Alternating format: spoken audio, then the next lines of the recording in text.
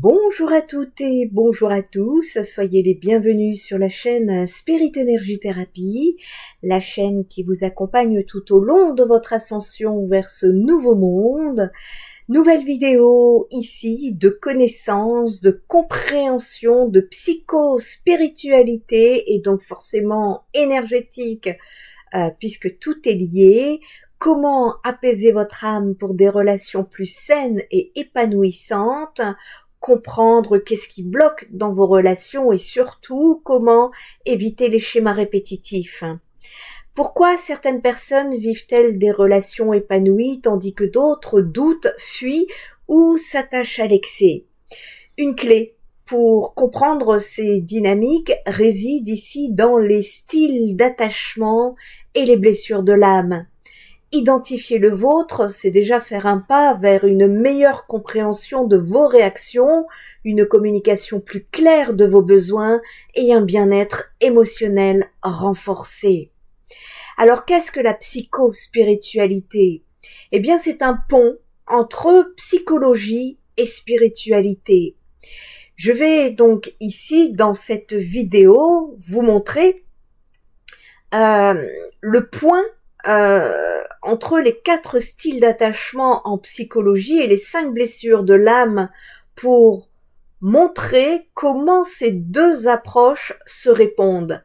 C'est important ici de noter que les deux modèles ne viennent pas du même champ. La théorie de l'attachement, c'est plutôt scientifique et c'est issu de la psychologie du développement, alors que les 5 blessures, elles, sont un outil de développement personnel et spirituel. Il ne faut pas confondre les deux, mais on peut les utiliser ensemble pour enrichir la compréhension de soi. Dans mes accompagnements, je propose cette approche de psychospiritualité qui allie psychologie positive et spiritualité développement personnel. Je vais vous expliquer comment la psychospiritualité, pour le thème de cette vidéo, va explorer les blessures de l'âme en lien avec les styles d'attachement humains, mettant en lumière comment ces éléments interagissent pour influencer notre bien-être émotionnel et spirituel. Les blessures de l'âme, souvent liées à des expériences traumatiques ou à des relations dysfonctionnelles durant l'enfance, peuvent avoir un impact profond sur votre perception de vous-même et votre capacité à établir des connexions saines. La compréhension de ces blessures est essentielle pour entamer un processus de guérison permettant à chacun de trouver un sens et une direction dans leur vie relationnelle.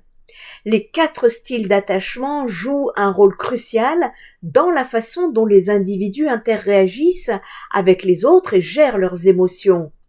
Un attachement sécurisé favorise des relations saines basées sur la confiance et la communication, tandis que les styles anxieux et évitants peuvent entraîner des comportements d'auto-sabotage et des difficultés à s'engager.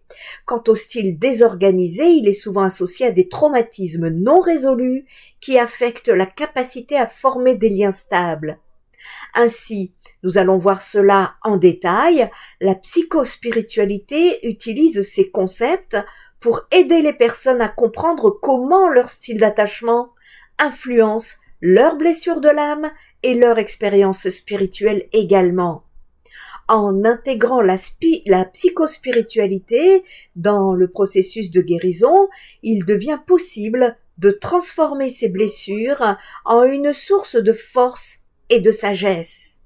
La pratique de la pleine conscience, la thérapie par le dialogue ou d'autres approches holistiques peuvent faciliter cette transformation, permettant aux individus de développer une meilleure connaissance d'eux-mêmes et de renforcer leurs relations avec les autres.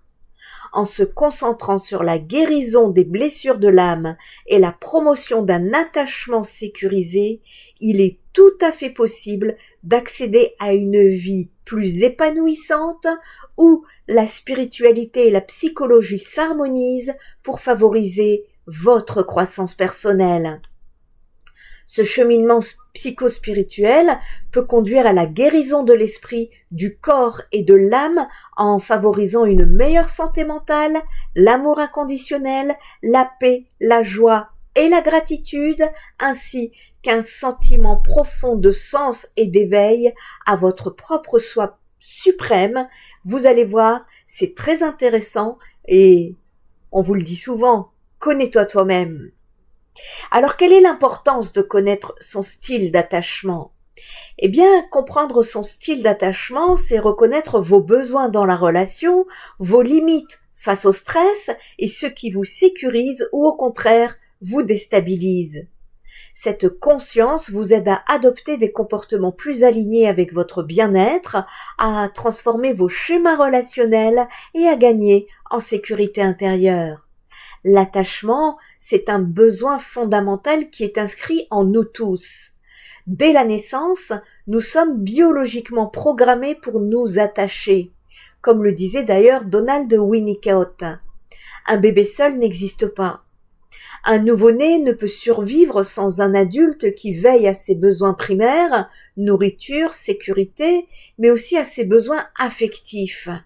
Cette relation d'attachement précoce est la base de son développement physique, émotionnel et psychique, particulièrement avec la mère. Dans les sections qui suivent, nous allons explorer ensemble donc ces 4 styles d'attachement pour que vous puissiez identifier le vôtre. Puis, je partagerai avec vous des outils concrets pour évoluer vers plus de sécurité relationnelle parce que la guérison au-delà du spirituel passe aussi par la psycho-humaine, la psyché humaine, ce qui se révèle ensuite dans l'énergétique. Et oui, tout est lié, tous les chemins mènent au divin. Alors qu'est-ce que cette théorie de l'attachement? Eh bien, les styles d'attachement jouent un rôle central dans votre développement et influencent profondément la façon dont vous vivez vos relations. Développé par le psychiatre britannique John Bowlby et approfondi par la psychologue Mary Ainsworth, la théorie de l'attachement explique comment les premières relations avec nos figures parentales façonnent notre manière d'être au monde, de nous relier aux autres et de gérer nos émotions tout au long de notre vie. Bowlby, a montré que la qualité des réponses parentales influence directement la sécurité émotionnelle de l'enfant. Ainsworth a confirmé, elle, que ces observations et identifiées sur différents modèles d'attachement. Dans les années 1980, Philip Shaver et Cindy Hazan ont démontré que l'amour romantique est lui aussi un processus d'attachement influencé par nos expériences précoces. Autrement dit, nos schémas relationnels d'enfants se rejouent souvent dans nos relations amoureuses et amicales à l'âge adulte. Les 4 styles d'attachement que nous décrit Bowlby décrivent ici notre manière d'interagir avec nous-mêmes et avec les autres. Premier style d'attachement, le sécure, qui convient en environ 50-60% de la population. C'est la confiance en soi et dans les autres, ce sont des relations stables. Ensuite, le deuxième style d'attachement, c'est l'anxieux, le fusionnel. Environ 20% de la population ont peur de l'abandon et des besoins constants de la réassurance. Ensuite, vous avez le troisième style d'attachement qui est l'évitant, le craintif. Environ 25% de la population qui sont en distance émotionnelle et ont des difficultés à exprimer leurs besoins.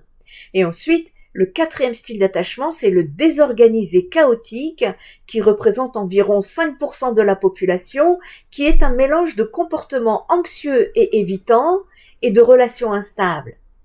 Alors comment se forme-t-il ? Eh bien, un parent présent, prévisible et réconfortant favorise un attachement sécure.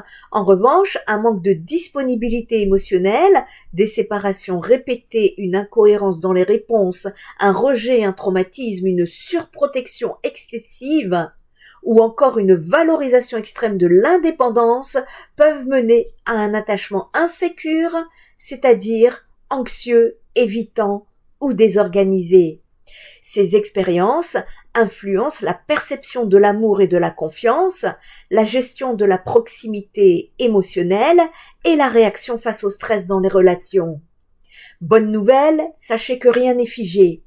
Les styles d'attachement peuvent tout à fait évoluer grâce à de nouvelles expériences relationnelles positives à l'âge adulte, un travail personnel sur la conscience de soi et la régulation émotionnelle, un accompagnement thérapeutique adapté. Une base biologique et relationnelle, à la naissance, un bébé possède environ 100 000 milliards de neurones, encore peu connectés. C'est la relation avec sa figure d'attachement qui permet de construire progressivement les réseaux neuronaux. Le contact physique, la voix, le regard, le toucher et l'écoute attentive des besoins favorisent la régulation du stress et des émotions, le développement cognitif et la sensation de sécurité intérieure. Comme l'a écrit Donald Winnicott, que j'affectionne, un bébé seul n'existe pas. Il a besoin d'un adulte pour assurer sa survie physique, mais aussi affective. Alors rentrons dans le détail de ces 4 styles d'attachement et comment identifier le vôtre. Premier style d'attachement, donc l'attachement sécure. C'est celui qui vit la relation en confiance. Les personnes ayant développé un attachement sécure ont grandi dans un environnement où leurs besoins émotionnels ont été reconnus et satisfaits de manière suffisamment cohérente.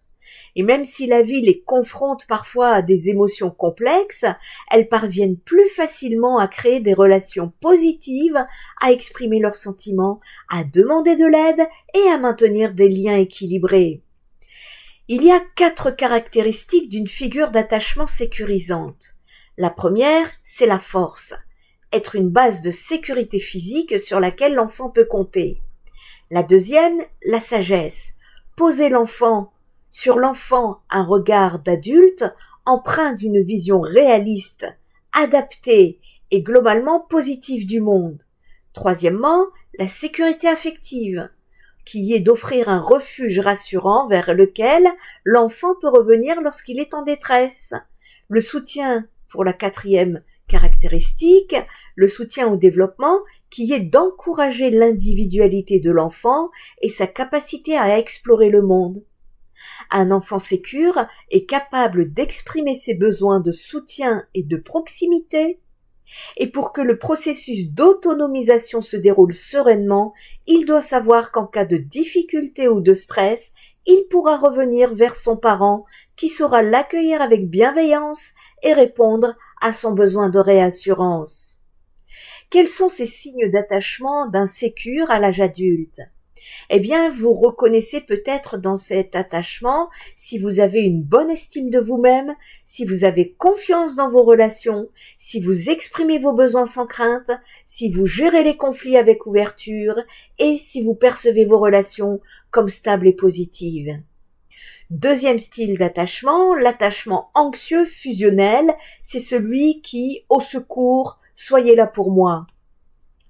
L'attachement anxieux naît souvent d'une enfance marquée par des parents imprévisibles, parfois présents, parfois absents émotionnellement.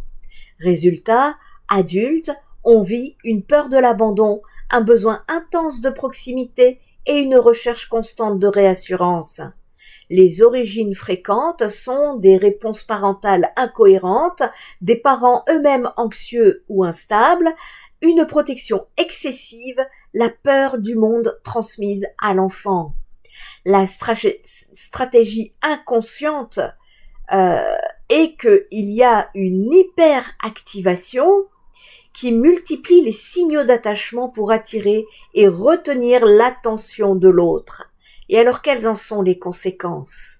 Eh bien, les conséquences, c'est une anxiété permanente, une ambivalence, c'est-à-dire vouloir l'autre, mais ne jamais se sentir rassasié, une dépendance affective comme la jalousie, la possessivité, l'exclusivité, une hypervigilance aux signes de distance ou de rejet, une rumination et des scénarios catastrophes et une faible estime de soi. Si vous vous reconnaissez, peur de perdre l'autre, besoin constant d'approbation, grande sensibilité aux moindres signes de distance, vous avez peut-être un attachement anxieux. Troisième attachement, c'est l'évitant, le craintif. C'est celui qui « je ne peux compter que sur moi-même ». L'attachement évitant, lui, se construit souvent dans une enfance où les émotions n'avaient pas leur place. Les parents étaient peu présents, parfois rejetants et ne répondaient pas aux besoins de réconfort en cas de détresse. Peu à peu, l'enfant apprend que montrer ses émotions est inutile, voire risqué, et qu'il vaut mieux se protéger en restant à distance. Les origines fréquentes sont que les parents sont absents ou critiques, que le climat familial est froid, qu'il y a un contrôle émotionnel, et c'est également la transmission d'un style évitant sur plusieurs générations. La stratégie inconsciente ici, c'est une désactivation, c'est-à-dire minimiser ses émotions et ses besoins relationnels pour éviter la douleur. En conséquence, vous vous retrouvez avec une anxiété intériorisée, une difficulté à exprimer vos émotions, une faible estime de vous-même, une distance émotionnelle voire une froideur apparente et un sentiment de devoir se débrouiller seul. Si vous vous reconnaissez, vous êtes plus à l'aise en gardant vos distances émotionnelles, vous exprimez peu vos besoins et vous comptez avant tout sur vous-même. Autre style d'attachement, le dernier, le quatrième, qui est l'attachement désorganisé, chaotique, et qui est va-t'en, mais surtout ne m'abandonne pas. L'attachement désorganisé, lui, naît souvent d'une enfance où la figure d'attachement était à la fois source de sécurité et de peur. Résultat, un adulte vit un paradoxe relationnel, la proximité est à la fois indispensable et insupportable. Les origines fréquentes dans les relations sont des relations incohérentes ou paradoxales, un parent protecteur mais aussi effrayant ou instable, et des expériences précoces de peur, d'insécurité, de chaos. Au niveau de la stratégie inconsciente, c'est un mélange de comportements anxieux, c'est-à-dire hyperactivation, et évitant, c'est-à-dire désactivation, selon la situation et le niveau de stress. En conséquence, un besoin rejet des liens, c'est-à-dire un coup on en a besoin, un coup on le rejette, une image de soi instable et négative, une parentification qui est de prendre soin des autres au détriment de soi, des crises émotionnelles de rage, de colère, d'agitation, un mutisme ou un isolement, c'est ce qu'on appelle un figement affectif en psycho, une difficulté à maintenir des relations stables. Si vous vous reconnaissez, vos comportements en relation peuvent sembler contradictoires, passant de la recherche intense de proximité à la distance froide, voire à l'agressivité défensive. Maintenant, le point sur quel style d'attachement tu te reconnais, voyons maintenant ici quel pont clair et structuré entre ces styles d'attachement en psychologie et les 5 blessures de l'âme pour montrer comment ces deux approches se répondent. Il est important de noter que les deux modèles ne viennent pas du même champ. La théorie de l'attachement, comme je vous ai déjà dit, est scientifique et issue de la psycho du développement, alors que les 5 blessures, elles, sont un outil de développement personnel, voire spirituel. Il ne faut pas les confondre, mais on peut donc les utiliser ensemble pour enrichir votre compréhension de soi. Je vous ai fait ici un petit tableau pour que vous puissiez justement voir le lien entre les styles d'attachement et la blessure de l'âme. Le style d'attachement ici, pour celui qui est dans le sécure, eh bien, a pas ou peu de blessures de l'âme dominantes ou a des blessures en voie de guérison. Ici, les caractéristiques donc communes sont la confiance en soi et en l'autre, la capacité à exprimer ses besoins, des relations stables et équilibrées. L'anxieux, le fusionnel, lui, sera représenté par la blessure d'abandon, parfois de rejet. Il aura peur de perdre l'autre, il aura un besoin intense de réassurance, une hypersensibilité à la distance émotionnelle et une tendance à la dépendance affective. L'évitant, le craintif, lui, sera dans la blessure de rejet et parfois celle de l'injustice également. Il aura des difficultés à se montrer vulnérable, une distance émotionnelle, une minimisation des besoins affectifs et une forte valorisation de l'indépendance. Et celui qui a ce style d'attachement désorganisé, chaotique, eh bien, sa blessure de l'âme probable est la trahison et ou l'humiliation, souvent combinée avec abandon ou rejet. C'est un mélange d'attraction et de peur dans les relations, les comportements contradictoires, c'est-à-dire le besoin et rejet de proximité, et des émotions intenses et parfois imprévisibles. Mais alors comment ça se relie? Eh bien, les blessures de l'âme mettent l'accent sur la souffrance émotionnelle originelle, souvent dans l'enfance, et sur les masques adoptés pour se protéger. Quant au style d'attachement, il se concentre sur la stratégie relationnelle inconsciente développée face à la qualité du lien avec la figure d'attachement. Un même événement peut se traduire par une blessure et en même temps par un style d'attachement spécifique. Par exemple, un enfant souvent laissé seul peut développer une blessure d'abandon, un attachement anxieux ou une blessure de rejet qui peut être également un attachement évitant. L'intérêt de croiser l'approche de la blessure de l'âme et le style d'attachement pour moi, en thérapie ou en développement personnel, associe deux modèles qui permettent de, premièrement, comprendre l'origine émotionnelle d'un comportement relationnel, deuxièmement, identifier le masque ou la stratégie d'attachement utilisée pour se protéger, et enfin, travailler à la fois sur la guérison de la blessure de l'âme et sur l'évolution vers un attachement plus sécure. Voilà pourquoi je suis moi-même sortie des thérapies 3D parce que j'ai compris très tôt que l'être humain est divin et qu'il faut prendre en compte le psychologique, la spiritualité et également l'énergétique.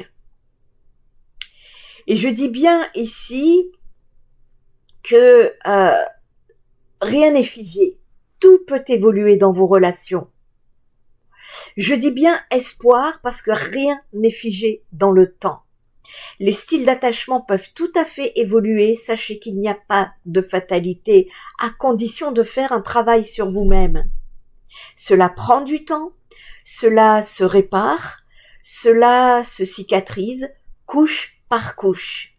C'est pourquoi il faut faire confiance à votre capacité de résilience, au temps qui vous apporte les expériences transformatrices, à votre cerveau qui établit de nouvelles connexions chaque jour et de nouvelles possibilités de mentaliser ce qui n'a pas pu l'être jusqu'à présent, à votre vulnérabilité qui est aussi une force pour être au service de soi et des autres, également à votre attachement sécure acquis à l'âge adulte, qui signifie que vos événements de vie ont généré en vous certes un attachement de type insécure pendant une partie de votre vie, mais qu'aujourd'hui vous avez suffisamment œuvré et guéri vos blessures pour que votre fonctionnement ait changé et soit devenu sécure, et face à un attachement sécure inné lors de l'enfance, eh bien l'attachement sécure acquis est une vraie ressource car vous avez pu traverser des épreuves qui vous permettent aujourd'hui de mieux comprendre qui vous êtes et les liens d'interaction avec les autres. C'est une richesse à exploiter, pourquoi pas en aidant et en accompagnant les autres. Mais c'est également grâce à votre conscience qui va être plus fine, une conscience plus fine de la vie, à votre capacité à faire face et à vous adapter, à votre sens de l'intuition pour aller guérir au contact des relations sécures et réparatrices, à la puissance de l'amitié, à la puissance de l'amour également. Voilà pourquoi les premiers éléments encourageants peuvent vous aider dans ce sens. Vous en voulez d'autres? Être reconnu pour qui l'on est, se guérir à travers une ou des réalisations narcissiques. Ici, le mot narcissique est souvent associé à l'individualisme ou à l'égoïsme. Or, ici, il s'agit du narcissisme sain qui est le socle essentiel d'une vie sereine et épanouie. Au travers votre guérison apparaît pour vous une meilleure connexion à vous-même. Et cela vous permet d'aller vers les projets qui vous tiennent à cœur, trouver la voie de votre réalisation et vous accomplir pleinement dans ce que vous êtes. Tel est le sens de cette piste de travail. Faites-vous accompagner au besoin par un professionnel si vous le souhaitez, mettez de côté ce qui ne vous correspond plus et allez expérimenter tout ce qui vous attire. C'est la clé du changement que d'oser prendre de nouvelles routes. Tentez et voyez. Les terrains de réussite et de nourriture narcissique sont nombreux. La sphère professionnelle, le sport, les arts, le militantisme, le bénévolat, mais également les expériences riches d'une vie relationnelle aussi bien amicale qu'amoureuse. L'arrivée n'existe pas, seul le chemin compte. À chacun d'entre vous de trouver votre singularité talentueuse et n'oubliez pas, réussir soigne et nourrit. Pour terminer, voilà ici des pistes de travail en fonction de vos styles d'attachement. Pour les défis de l'attachement anxieux fusionnel, apprenez à mieux vous autoréguler émotionnellement. Vous avez des techniques de respiration, vous avez de l'EFT, des pratiques physiques et sportives. Vous pouvez créer des routines pour plus de discipline et augmenter votre persévérance et votre patience. Devenez également votre priorité et prenez soin de vous. Se recentrer sur vos besoins, découvrir qui vous êtes, ce que vous aimez et ce pourquoi vous êtes ici. Pour le défi d'attachement évitant craintif, connectez-vous à votre corps, à vos émotions. Essayez la danse, les mouvements libres, les approches corporelles, l'art-thérapie, la méditation et la pleine conscience. Verbalisez ce que vous pensez et ce que vous ressentez en déterminant vos ressentis, en nommant les sensations et les endroits du corps associés. Apprenez à demander de l'aide et à le recevoir. Les défis de l'attachement désorganisé, c'est ici de prendre conscience de vos ressources, c'est d'oser tisser de nouveaux liens de confiance et de travailler à guérir vos traumatismes en thérapie par exemple. Alors ici, je voudrais, pour terminer cette vidéo, apporter un avertissement aux parents, voire aux futurs parents. Comme le montrent les recherches, notre modèle d'attachement prend forme dès le premier mois de la vie, entre 6 mois et 2 ans. Et bien que ce schéma puisse évoluer tout au long de notre existence, eh bien, ces connaissances sont précieuses pour orienter les parents dans la construction de relations saines avec leurs enfants. D'après les experts, il faut que les parents établissent des liens sûrs, stables et partagés avec leurs enfants, afin de leur inculquer des normes saines qui perdureront jusqu'à l'âge adulte et en grandissant dans un environnement où ils se sentent libres, en sécurité et aimés, les enfants deviennent des adultes plus confiants, capables de cultiver des relations positives et épanouissantes. Ainsi, que vous soyez déjà parent ou que vous envisagiez de le devenir, gardez cela à l'esprit. Soyez présents et disponibles pour répondre aux besoins de vos enfants, partager leurs intérêts, valider leurs émotions et favoriser un environnement familial harmonieux. Cela contribuera à développer un attachement sécurisé dès l'enfance, ouvrant la voie à des relations plus épanouissantes et satisfaisantes à l'âge adulte. Bien que de nombreux autres facteurs jouent un rôle dans une vie heureuse et équilibrée, la théorie de l'attachement offre une compréhension précieuse de qui nous sommes, de nos comportements et des moyens d'améliorer nos relations. Je suis Nanou, je suis médium, cartomancienne, énergéticienne, mais je suis également une spi, qui est psychopraticienne spirituelle, et je suis également formée dans l'aide à la parentalité. Donc, si vous êtes futur parent, que vous attendez un enfant et que vous vous posez des questions sur justement la façon dont il faut vous comporter avec votre enfant, n'hésitez pas également à entrer en thérapie avec moi en suivi psychothérapeutique pour que je puisse vous apporter des outils.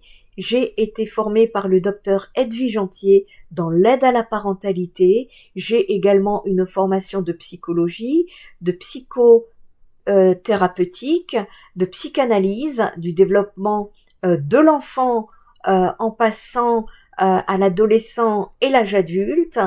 Et donc, si vous souhaitez harmoniser vos relations, si vous souhaitez vous apaiser et trouver justement la stabilité et la relation amoureuse stable et constructive, il va falloir passer par la guérison de vos blessures et également de votre style d'attachement.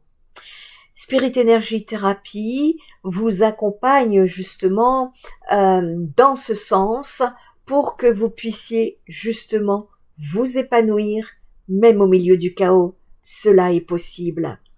N'hésitez pas à aller visiter mon site internet si vous souhaitez connaître mes compétences, savoir qui je suis, avoir mes coordonnées sans tomber sur un usurpateur d'identité sur les réseaux sociaux, et également vous aurez en toute transparence mes tarifs et ainsi que le mode d'emploi qui est à respecter en première page. Prenez bien soin de vous. Prenez soin des autres et prenez soin de la planète. Spirit Energy Therapy, ta guérison commence ici.